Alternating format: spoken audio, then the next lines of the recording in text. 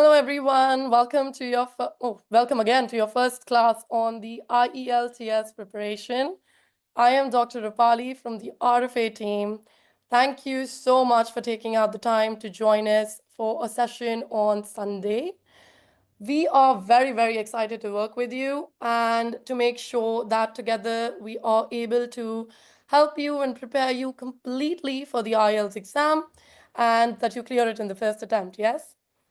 So before we dive into everything, the strips, the tips, the practice tests, the strategies, the tricks that we will be using to clear this exam, I want to make sure that you completely understand the exam and you understand the structure of the exam, the pattern of the exam, and you know what your exam is. It is very, very important that we know the exam. This is one of the most important things because you can be excellent at your skill set. However, due to some issues with time management or not understanding how to solve the questions, you might not get the required score. We're here for you for that. And today's session is going to be all about understanding your exam and knowing what the exam is all about. Before we dive into everything, it's going to be a bit of a session where I explain to you everything, and following that we can have a Q&A session where you can put in your doubts and I can help you resolve those as well. So if you want, you can get yourself a cup of coffee or tea, whatever is your preference, and let's dive in. Okay, so we're going to start with basically understanding what is the exam, and then we will be going into which exam to take, whether to take the IELTS or to take the OET exam. Okay.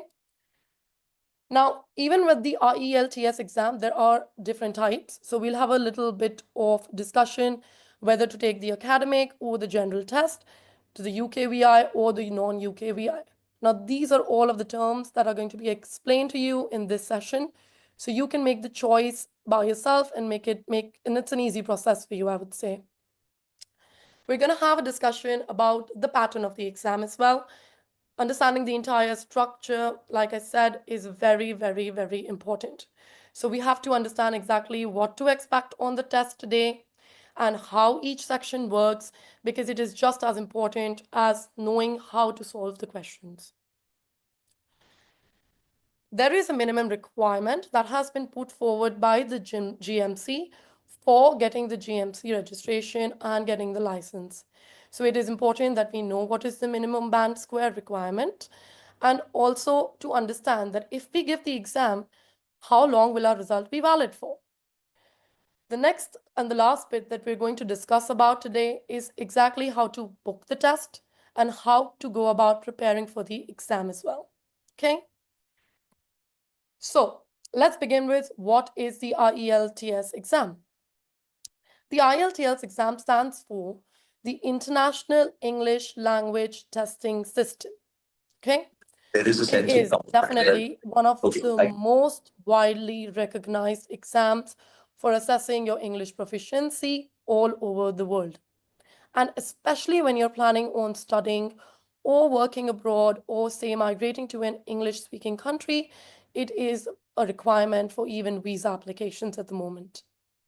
So if you're preparing for the exam, say because you want to get the GMC registration, the GMC has given us the option of either giving the IELTS or we can give the OET. Okay.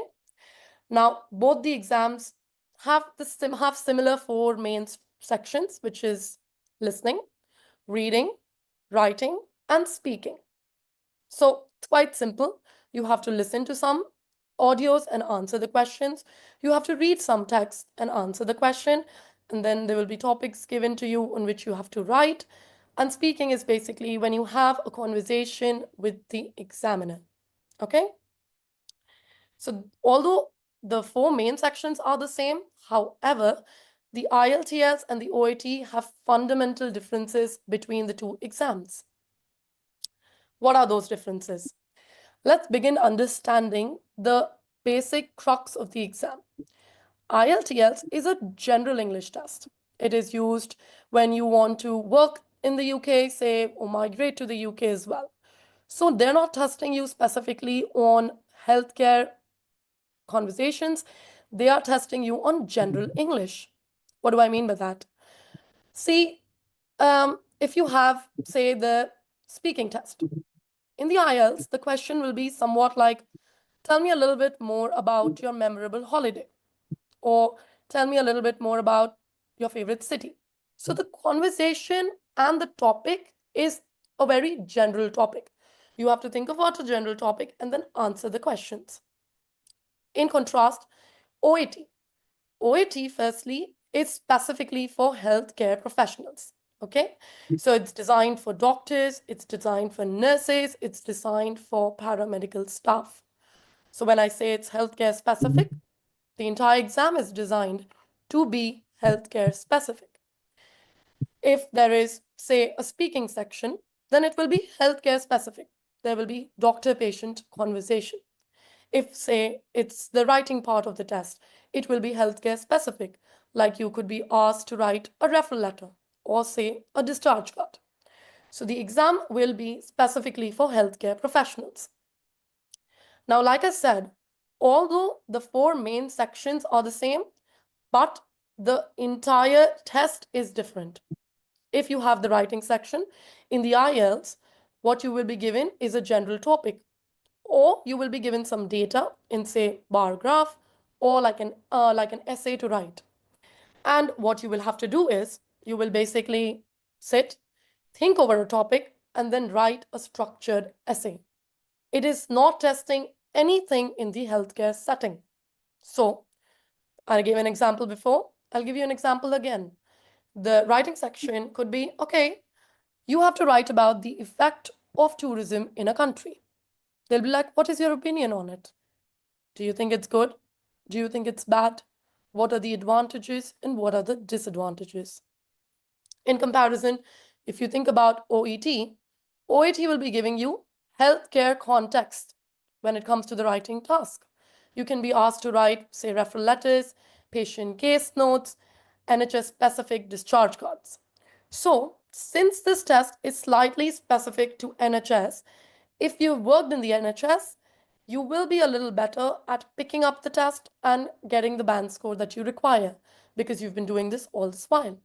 However, if you come from a setting which is not in the UK, it might be slightly difficult for you to write a referral letter which is NHS specific. Okay, moving on to the listening section. In the IELTS listening section, you've got 4 recorded monologues and conversations. It can be either of those. What I mean is there'll be a conversation, say, between a shopkeeper and a customer, and they will be ordering something and they will be having a conversation going on, hi, good morning, I'd like to order, say, cheese. And they go like, okay, what kind of cheese are you looking for? And then they will be like, we have this, this, this. And they'll be like, okay, can you tell me your address? And then you have to write down the address. That is the listening sections in the IELTS exam. And OAT will be doctor-patient conversations. You listen to a doctor and a patient. The doctor can be like, hi, good morning. I'm a doctor in the gynecology department. May I know what are your concerns? And the patient can be like, hi, doctor, I'm having a lot of tummy ache. It's been coming and going. I'm having extreme bleeding. So the conversation will basically be healthcare specific. When it comes to the reading section, again, since IELTS is a general English test, the text from the reading section test will be from either books, newspapers, journals, magazines. It's basically going to be topics of interest to everybody. Okay, the undergraduate, the postgraduate, everybody. However, in the OAT, you will have reading material that is specific to the healthcare scenarios. There can be medical reports, patient histories.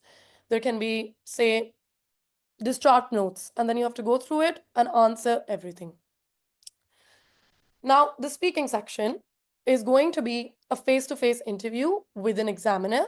So in the IELTS, the examiner will talk about, say, general topics. It can be something maybe in the lines of, tell me about yourself. What is your favorite city? Why is it your favorite city? So when I attempted the IELTS exam, the first question they asked me was, okay, tell me a little bit about yourself.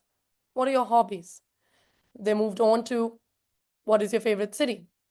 What is your favorite vacation city?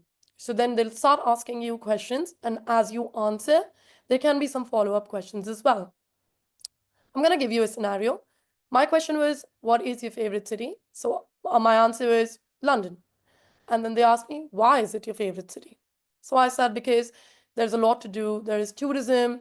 You've got, a sense of greenery with the grounds, and then you've got a whole feel of a hustle culture in which, it's a fast-paced city. Then they moved on to, what do you think is the impact of tourism in a country like the United Kingdom and in a city like London? That was my questions for the IELTS exam. And OET is going to be healthcare specific. They're going to be examiners who are going to be speaking to you as patients. So basically, they will role play with you as a patient, or they can role play with you as a junior.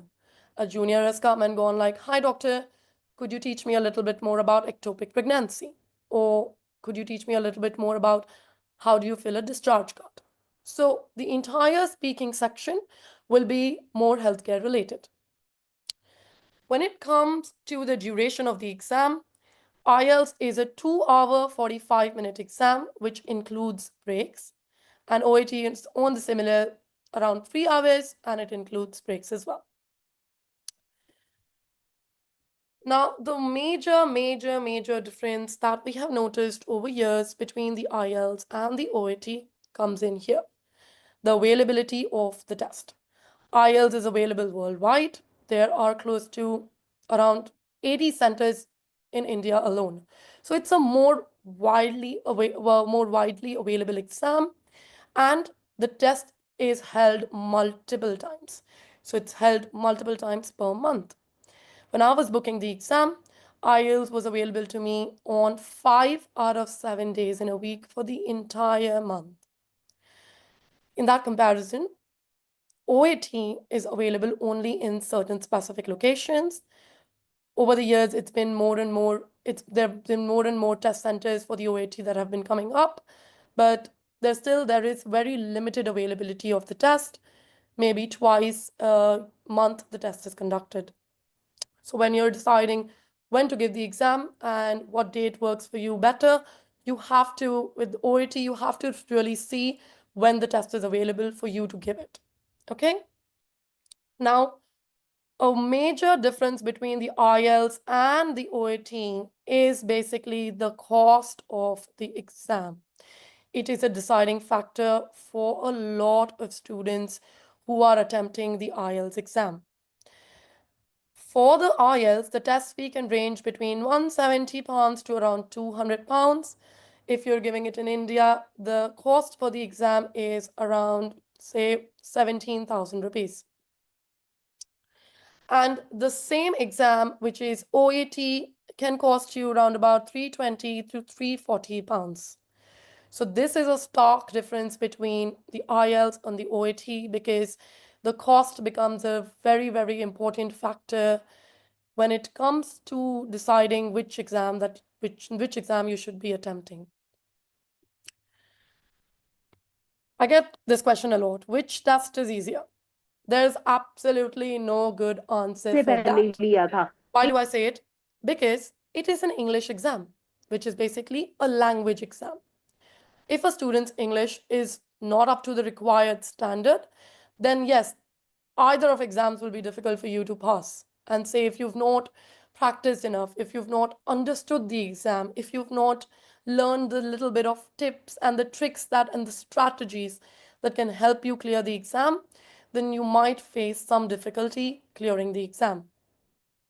On the other side, if a student's English is at a good level, then it does not matter which exam you're attempting, because in the end, it's a language exam.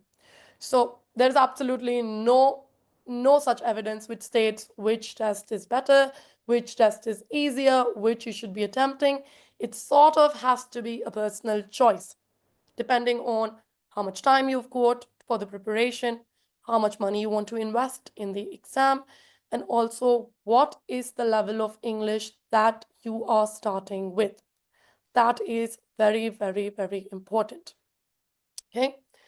Now, both the exams will require some sort of serious preparation. It's not an exam that you wake up and just give it the next morning. You have to sit, understand the questions, because every section can have 10 different types of questions. You have to understand the questions. You have to manage your time. You also have to be confident in when you attempt the exam.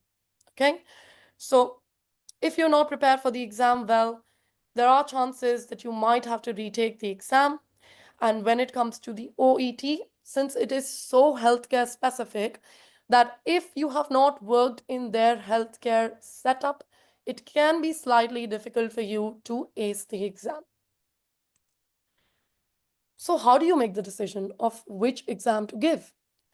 First of all, like I said, it is definitely a personal choice. You have to be like, okay, which exam am I comfortable giving? Which exam do I think that I can give in the shortest time period? And the second thing, which is very, very, very important and is, like I said, a deciding factor for making the decision, is the finances.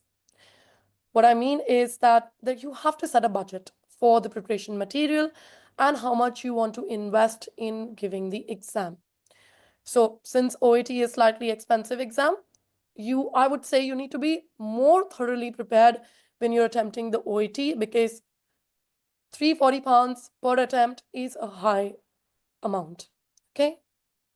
Now, it also depends on how soon you're planning to take the exam, and accordingly, you can decide which exam to give. Since IELTS is a general English test, it is how you communicate generally. So it is not going to be healthcare specific. If you use English as a language to communicate with your friends, it is much easier to crack the IELTS exam. When you start deciding which exam to give, you also have to see at which part of your life at that point you're at.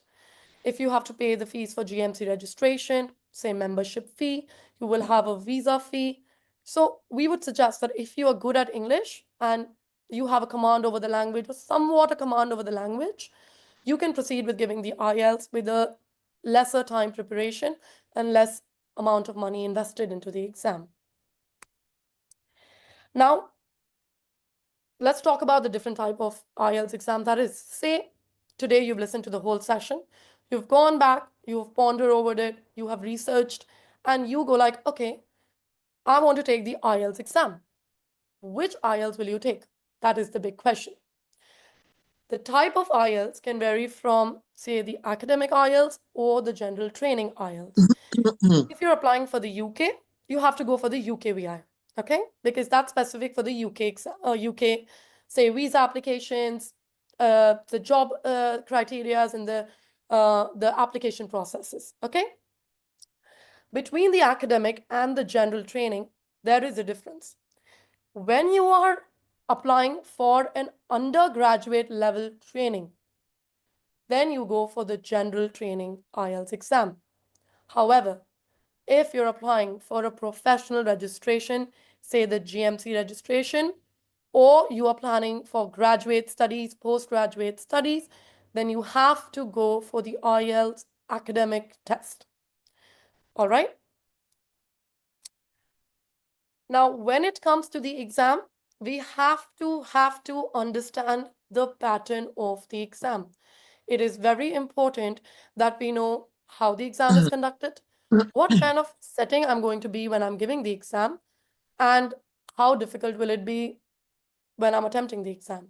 So, the exam is conducted at designated test centers. All over the world, in almost every city, there are going to be designated test centers for the IELTS exam, and you have to attempt the exam at the test center because it's entirely monitored.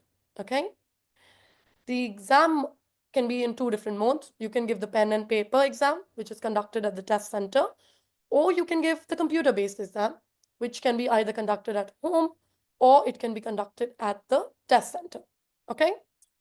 Now, if you've given the MRCOG and you've given the part 1 or the part 2, then you know that we are used to kind of giving the exam on our computers. we've gone for the MCQ exam, which was on the computer. So we feel more comfortable using the computer-based exam. And between the two exams, there is no difference. The exam is exactly the same. There is no difference in the difficulty level of the exam. Neither of the modes will be easier than the other. You just have to choose the exam, whatever you're comfortable with. If you're comfortable with a pen and paper, go for a pen and paper exam. If you're more comfortable using the computer, go for the computer-based exam. Okay? Now, we are going to discuss the structure of the exam, okay? So, like I said, there are going to be 4 sections to the exam. You've got listening, reading, writing, and you've got speaking. Let's start with listening. Okay. Listening is considered to be a little difficult. It is one of the most difficult, I would say, out of the lot for people who are not used to watching things in English, say watching shows in English or listening to English in a general different accent form. Okay, so the listening test is a 30-minute exam. You get around 10 minutes in the end to transfer your answers onto the answer sheet if you're going for the pen and paper. There are 4 parts to the listening English test, and in total you've got 40 questions to answer. Each correct question will give you 1 mark, and in the end, you receive the score as a band score. What is a band score? I will get into it as well, so you have an understanding of how the scoring happens. Okay? To give you an overview into the listening section, which if you take up the course, we will be totally getting in depth of so that you find it easy.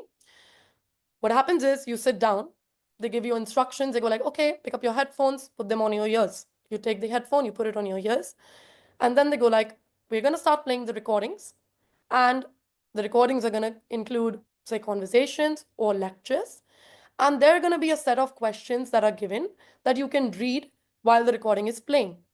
So as the recording is playing, you can either answer those questions or listen to the full recording, take 10 seconds, and then answer the questions. It's absolutely your choice.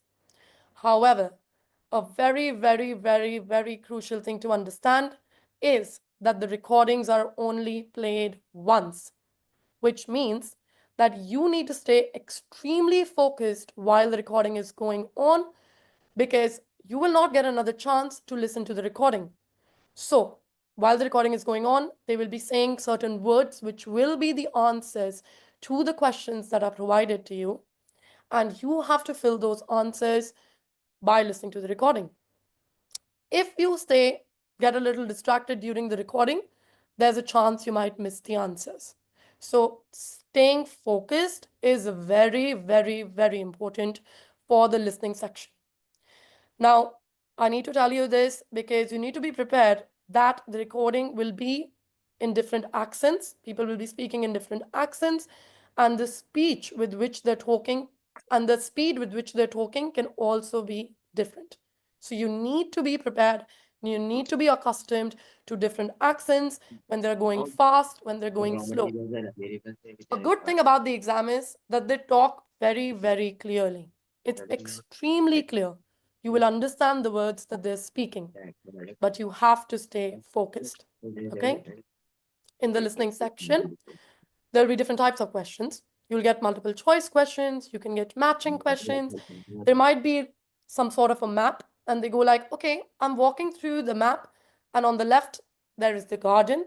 On the right, there are the benches. So it'll be like a map labeling, okay? And there can be more and more 10 different types of the questions, okay? They're basically doing this so they can test you in all sorts of listening skills, okay? Now, this is one of the examples of the listening section test. You can see that there is the Packham's shipping agency, and a customer has called. So the agent will be speaking to a customer, and they'll be like, hi, my name is so and so. So there the name is Jacob, and then they'll give you a surname. So the surname or the last name of the customer is the answer. Okay, so they'll be saying that out loud. Sometimes in the exam, if there is, say, a difficult last name, they will spell it out for you. They will say the letters. Say if my name is Rupali, and it can be a little difficult for people to spell out. So they will be like, hi, my name is Rupali, Roopali. They will say it out for you. Or they can go like, hi, could you write down Rupali? And then the agent will be like, oh, hi, could you spell that out for me? And they go like, oh, yes, it's Roopali. Okay? So if there's something difficult, don't worry. They will spell it out for you on most occasions. Okay? So if you can see, if you just look through it, you've got the name over here. Then they can be like, okay, can you tell me the postcode for the address? So basically here, you are taking down the address.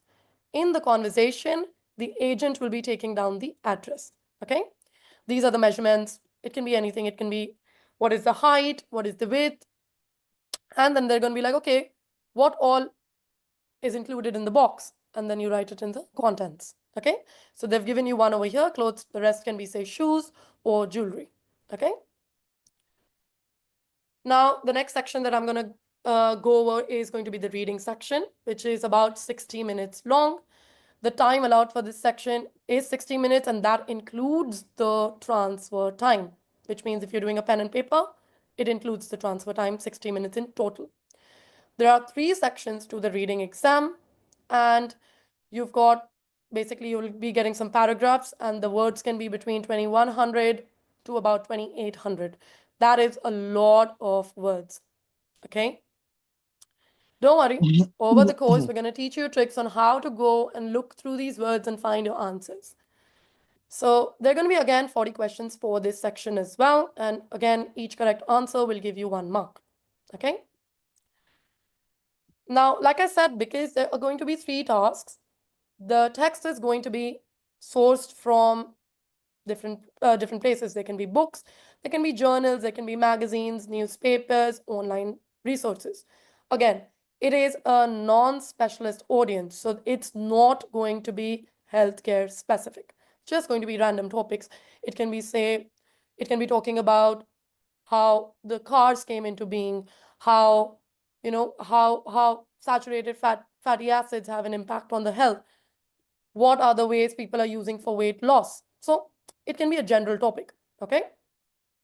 Again, they're of general interest to the undergraduate and the postgraduate level. I'm just going to give you an example again of the reading section. There are going to be certain specific instructions. We'll get into details over the course about this as well. So basically, you'll have the reading text over here.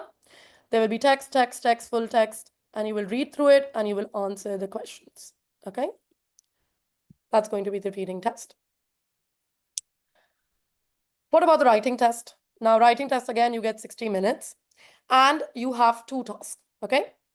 The first task is about 150 words. So they generally tell you spend only 20 minutes on it.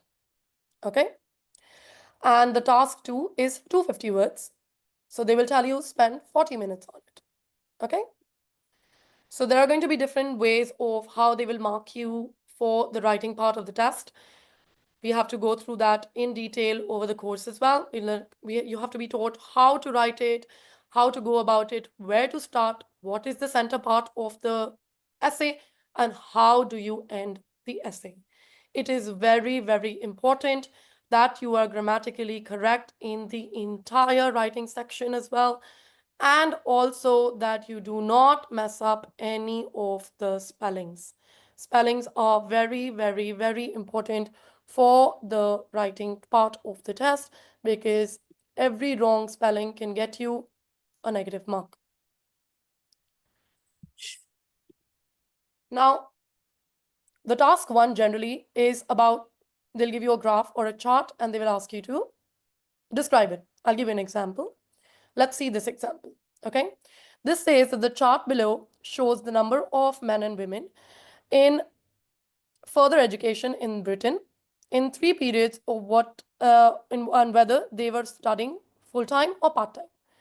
The second part of the question is summarize the information by selecting and reporting the main features, make comparisons, and wherever relevant. Okay, so this is going to be the bar graph that you're provided with, and you basically have to summarize the main features and make comparisons wherever it's relevant. Okay, The heading of the essay is going to be given to you over here. Okay? So just to revise, how much time do you spend on this part? The task one, about 20 minutes. How many words? 150 words. Correct? Okay, good. So let's talk about task two, which basically contributes twice as much to the final score, which is why they tell you to spend more time on it. Okay? They tell you write an essay based on an argument or a point of view in your words.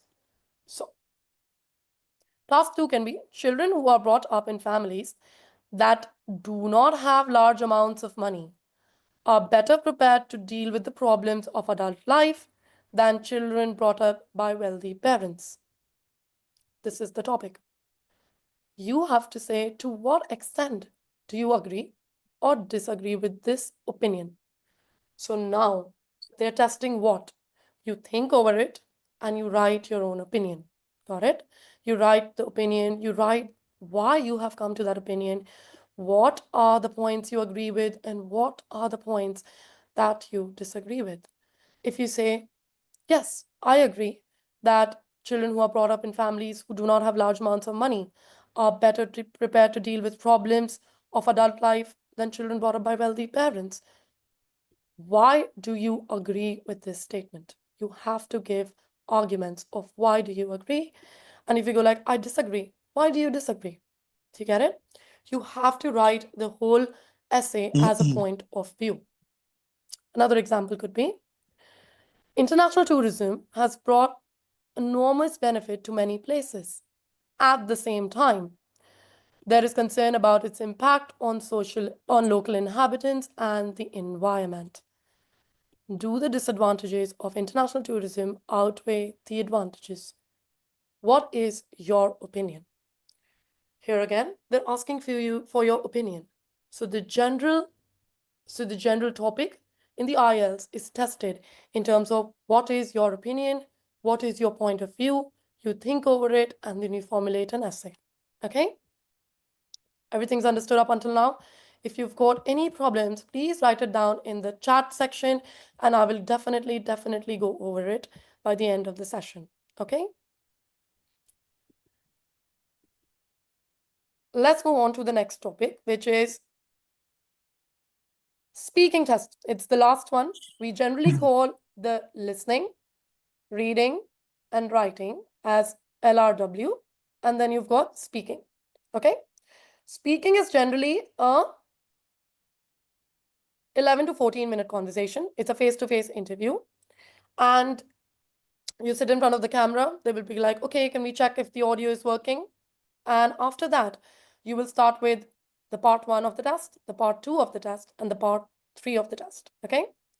Everything is set on the duration, around 3 to 4 minutes for the first part, around 1 to 2 minutes for the second part, and around 4 to 5 minutes for the third part. Okay? So, what is the first part going to be? Okay? Now, like I said, it is, the IELTS is a general exam. Okay? General English test. Okay? So, the first part is going to be introduce yourself and answer some questions about familiar topics. Okay? So, you can be like, hi, could you introduce yourself and could you tell me a little bit more about your favorite hobbies? Could you introduce yourself and tell me what is your daily routine? When do you wake up? What do you do the whole day? How does your day go? Okay? Once that ends, they're going to get into the second part of the test, which is you'll speak about a given topic for 1 to 2 minutes. Okay? Now, what do I mean by that? What's going to happen is, I'm talking from experience. What's going to happen is you're going to sit down, you're going to finish talking about the part 1. Then they're going to be like, hi, I'm going to ask you a question. I'm going to give you 1 minute. There's a notepad in front of you. Please write down the important things that come to your mind when I ask you the question. And after the 1 minute is over, please talk about that question, or talk about that answer for 1 to 2 minutes. I'll give you an example. When I sat down, they said, okay, my question to you is going to be, what is your favorite city and why? And you've got 1 minute to think about why that is. I sat down. I took my notepad, I took my pen, and I started writing. Why is London my favorite city? I've written. 1 minute gets over. They go like, 1 minute is over. Please speak for the next 1 to 2 minutes about what you've written. So then you go like, why is it your favorite city? What attracts you to it? What are the things that you love about the city? Okay? That's part 2. And part 3 is going to be you discuss about a deeper topic. So when my part 3 started, they asked me, the first question was, how many times do you look at yourself in the mirror? And I was like, I look at myself in the mirror maybe once or twice in a day when I leave for work and when I get back from work. And they go like, and why is that? Do you think that if you look into the mirror multiple times, do you think there's any psychological effect to that? So that was my question. So I had a deeper conversation about what I think. It's all about your opinion. They're not looking for I would say like a prepared answer. It's very spontaneous. What we're going to do over the course is that we practice it multiple times, because when you're sitting in front of the computer and you're talking to somebody who is extremely fluent in English, who's extremely comfortable with English, it can get slightly intimidating. It can get a little scary, right? You can sort of choke up and go like, oh my God. So just to make sure that that does not happen to you at the test center on your day of the exam, we will make sure that we practice this repetitively. Okay? Again, there's the marking of the speaking section is done on select categories. They will check how your pronunciation is, how are you speaking, are you making any grammatical errors, is there any problem with the fluency, the flow of the way you're speaking, how is your coherence. Okay, that was about the exam.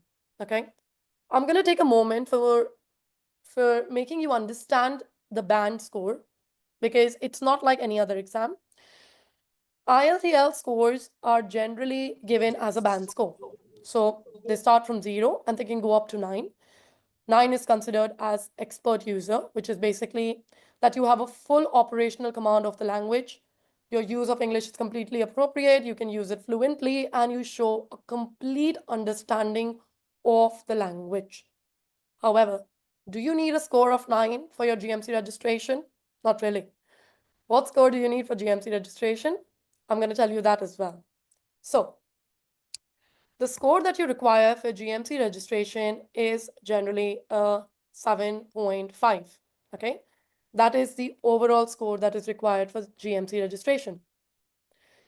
Now, when you require the 7.5, you can get, say, an 8 in listening and reading, and then you get a 7 in writing and speaking, and you'll reach 7.5. Okay, so you don't need a 9, you need a 7.5.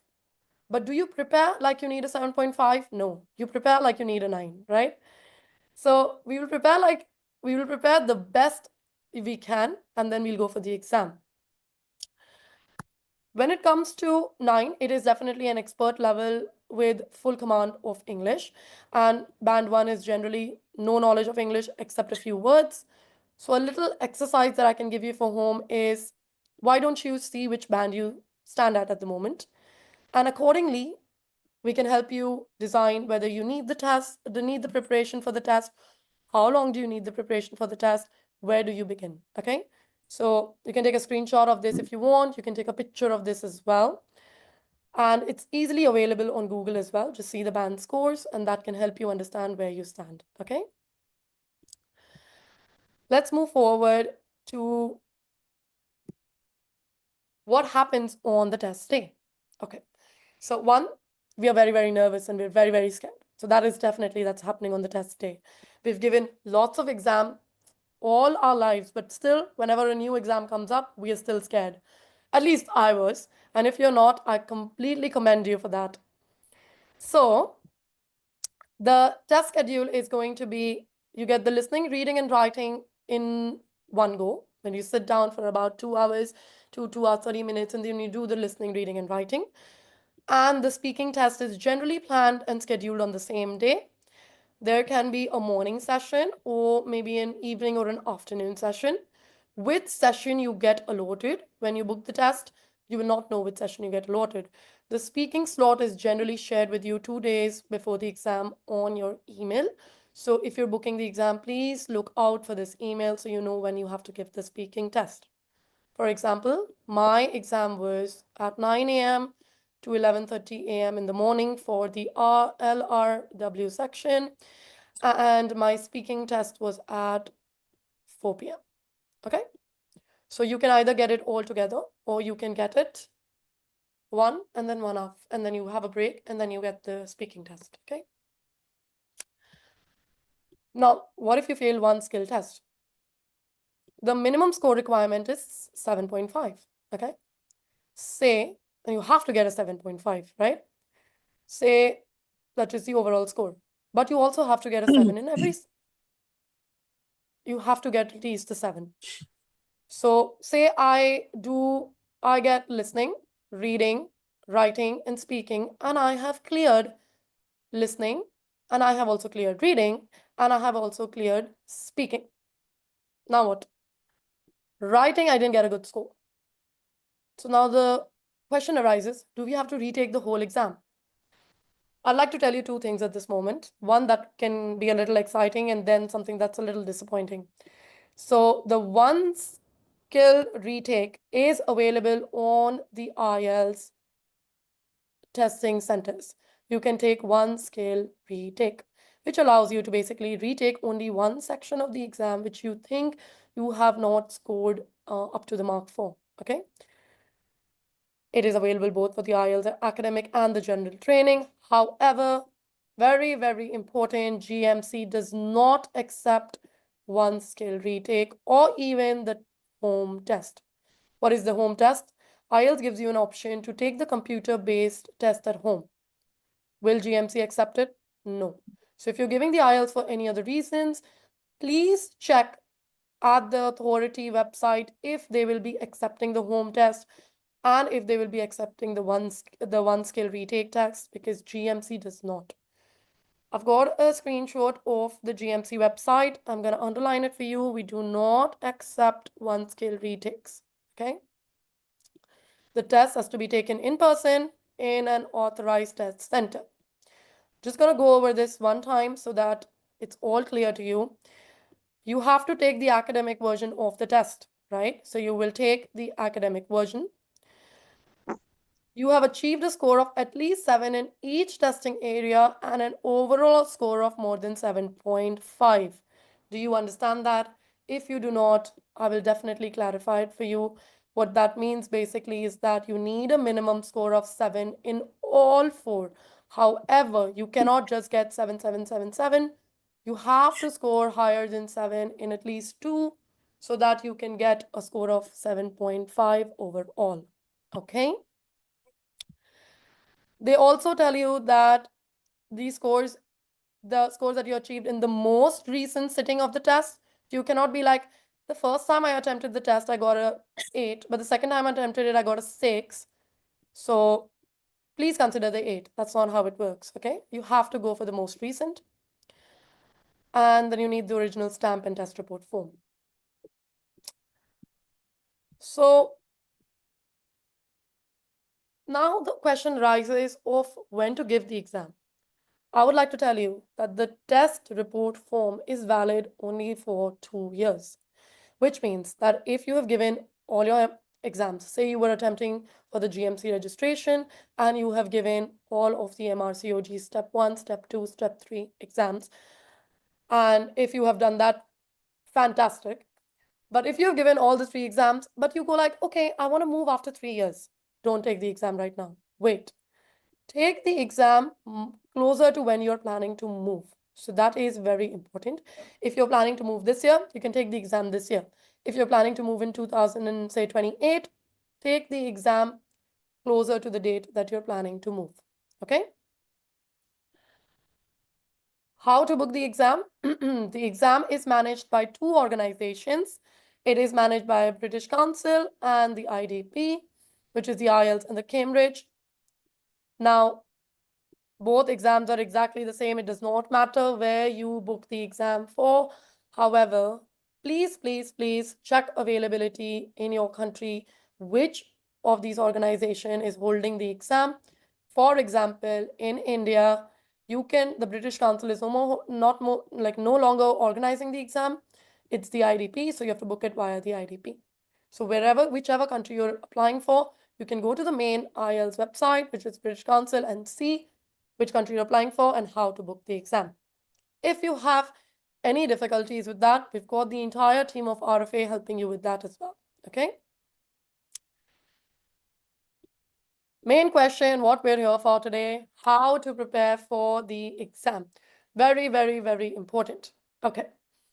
Now, say you're an English speaker, you're extremely confident with the language of English, and you've got a great command. You can talk, you can write, you can read. There is an option that you self-study.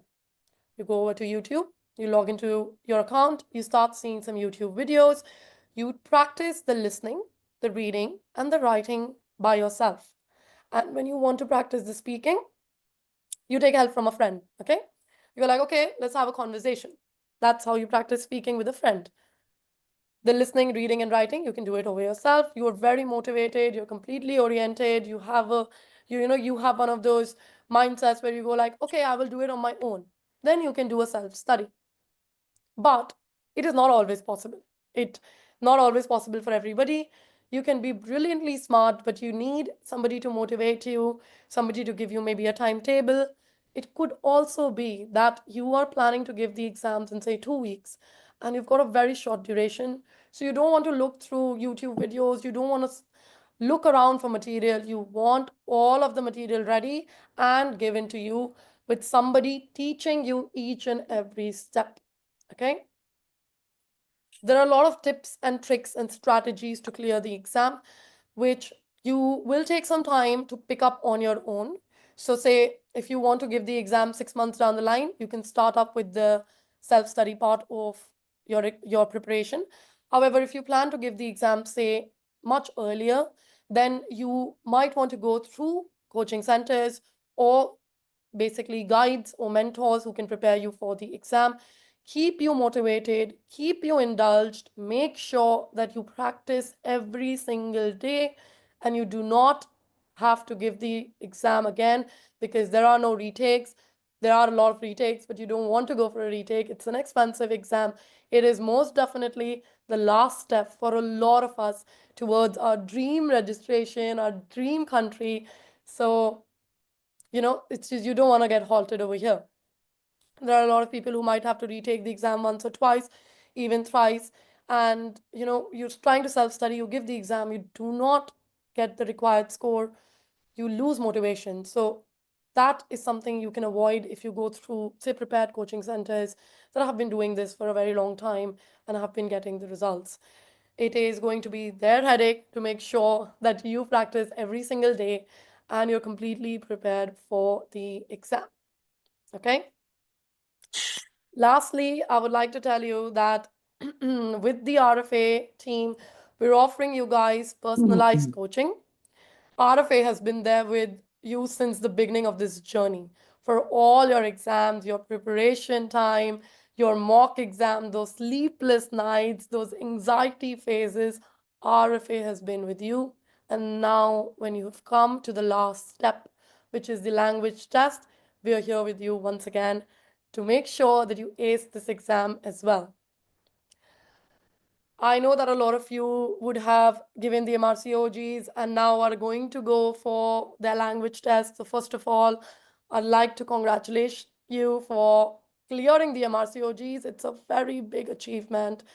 And the fact that you did it makes us believe that you've got this as well, okay?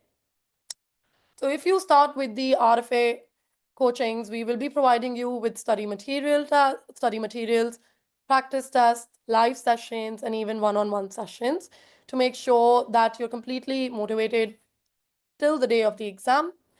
We will be taking classes every week, and say you're planning to give the exam in 2 weeks and you require classes more often, we will make sure that that's done as well, okay? There will definitely be an entire discussion on the tips and the tricks and the strategies that you can apply to clear the exam in the first attempt and to make sure that you not only clear, say, one part of the exam, you clear every single skill test because you have one chance, right? There are no one skill retakes allowed for the GMC at least. We will make sure that while the live sessions are going on, we constantly stay in touch with you via, say, WhatsApp, Telegram, and Facebook. There will be daily homework given, discussions, practice tests. You will be entirely provided with expert feedbacks by the RFA mentors who have been doing this for a very long time and who have been with students and have been taking classes for these competitive exams for a very long time. Yes. Lastly, I would like to say that we absolutely believe in you. Our main goal is to support your strengths and improve your weaknesses, because it is very, very important that you recognize your weaknesses so you can work on them and you can get the score that you want and ace the exam. Thank you so much for listening to me for the past 48 minutes. Thank you so much for attending the session on a Sunday. It's the day of rest. I completely get that. I'm open to questions. If you've got any, please let me know. We can open up the chat box. And if you've got any questions about how to take the exam, if you didn't understand something, please let us know. I would also like to conclude that if you decide to join the IELTS course with RFA, we will be providing you with links to join the course. And we've got a 2-week course and a 4-week course, so we can have a personal chat about which one do you think you require. And accordingly, we can set the schedule for you a little more personalized, I would say. Use the links to log in and join the course and begin your journey to clear the IELTS, which makes you one step closer to the finish line. We're open to questions. If you've got any, please let me know.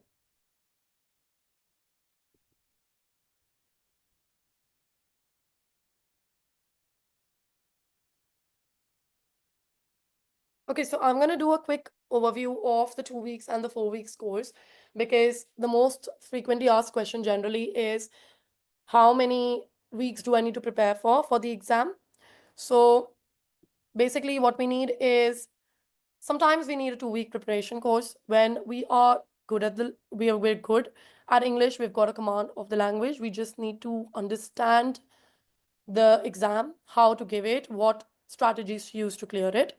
In that sense, you can take the 2 weeks course, and we will make sure, of course, you will be provided with a lot of mock tests. So if you feel like you're confident, you can go ahead and give it in 2 weeks, but they do give you the option to postpone the exam if you've got a justified reason. So if you want to postpone it, you can postpone it as well. And a lot of times, the question comes up to, I'm not very good at English, I don't use it day to day. So how do I go about preparing for it? So in that case, you might have to go for a 4-week course in which we will have to make sure that, you not only start to understand the language, to speak it, you have to do the listening, understand the different accents, the different speeches. You have to make sure that you can read it fast. You have to go through a lot of content or a lot of text that is provided to you quickly. You have a limited time. So you might need 4 weeks to prepare for the exam, because you will have to work on more skill sets than, say, for somebody who's going for a 2-week course. Okay. Got one question for Dr. Sudeep.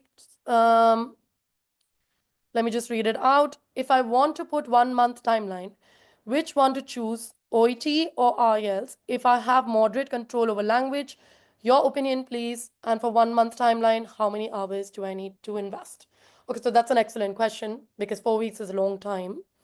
So what I would like to tell you is that if you've got a moderate control over the language, and if you can use it in a day-to-day conversation basis, IELTS will be a little easier for you to crack. That is, if you're not working in the UK already. If you're working in the UK, then you can go for the OAT. However, if you're not working in the UK and you do have a moderate control over the language, you can have, say, a little bit of the conversation, then you can go for the 4 weeks IELTS, because IELTS is more, like I said, a general English test. So even a little control over the language really goes a long way when it comes to acing the IELTS exam. For 1-month timeline, how many hours do I need to invest? So I would say if you've got a moderate control, then you need at least 1.5 hours a day. If you feel like you cannot take out that many hours, then you can go around with starting off with say half an hour to 45 minutes, and then towards the exam date, you can go up to 1.5 hours, 2 hours. So does that answer your question? Do you have any other questions, Sammy?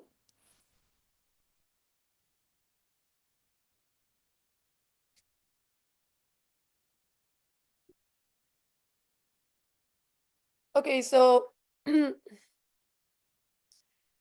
thank you. So we another thing I'd like to state when it comes to the exam is the reading and the speaking is a little bit harder for people who do not have a lot of say command over English, because to read that much read that many words, that much text in one go, and then answer the questions can be slightly difficult.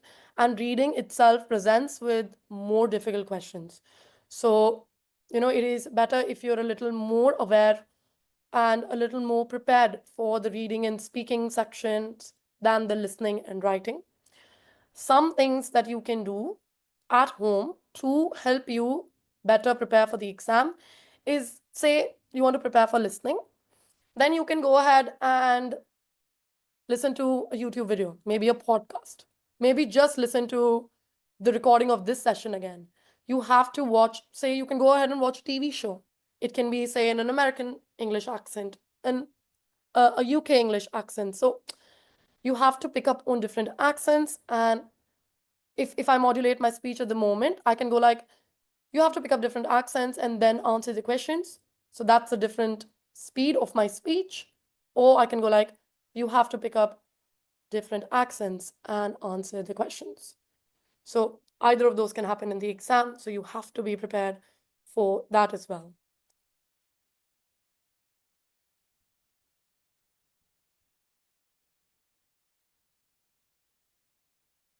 I'm going to end the session in about, say, another 5 minutes if there are no questions.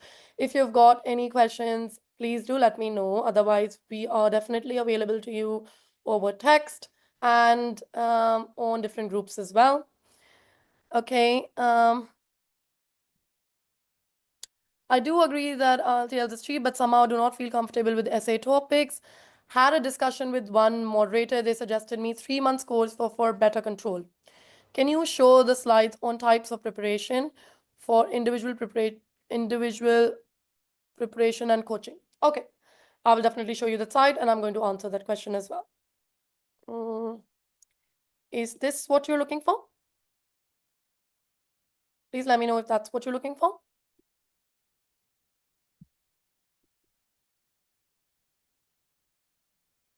Okay. So when it comes to essay topic writing, I would suggest that you have to give it one shot. Okay. What you do is today, after the session is over, I had put up 2 questions already that had come as tasks, right? That had come as tasks of, are you done taking the screenshot? I can show you the task. Okay. All right. So I'm going to show you the task that was the one of the exam questions, right? Okay. So take a screenshot of this and take a screenshot of the next page as well, which is the task 2. It will come as is. This will be your screen. Give yourself the test. Write something. Okay. Write an essay. You have to write 150 words for task 1 in 20 minutes. That's it. And you have to write 250 words for task 2 in 40 minutes. Do either if you're short on time, or do one and then share that with us. And then we can tell you how much preparation do we think that you might require to give the exam. Generally, 4 weeks is more than enough to attempt the IELTS exam, and a 3 month course can be slightly tedious. So, if you feel like you need to prepare for 3 months, definitely that can be done as well. However, I would suggest that you attempt for the 4 week course or maybe a 2 week course. Understand how well you're picking things up, practice as much as you can, and then decide whether you want to give the IELTS or the OAT. Is that okay? All right. So I'm gonna ask if you've got any more questions. So take a screenshot of this and take a screenshot of this as well, just for questions as to what can come for the paper and how comfortable do you feel writing that.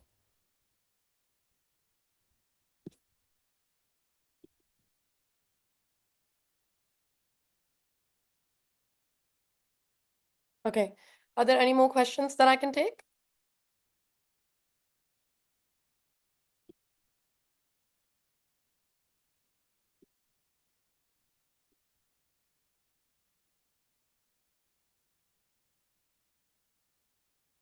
Okay. The numbers are provided to all of you on the, like, just the footer of the slides, and we'll be sharing the numbers as messages as well. If you've got any questions, please forward them to us. We will definitely make sure that we reply to you in a timely manner. And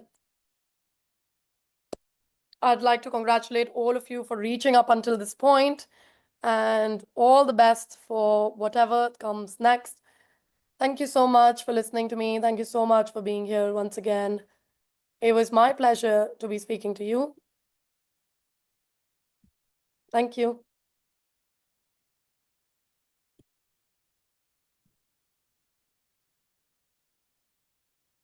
So, just the last question, which is on fees. We've got two courses, the 2 weeks course and the 4 weeks course. And I'm gonna ask the moderators to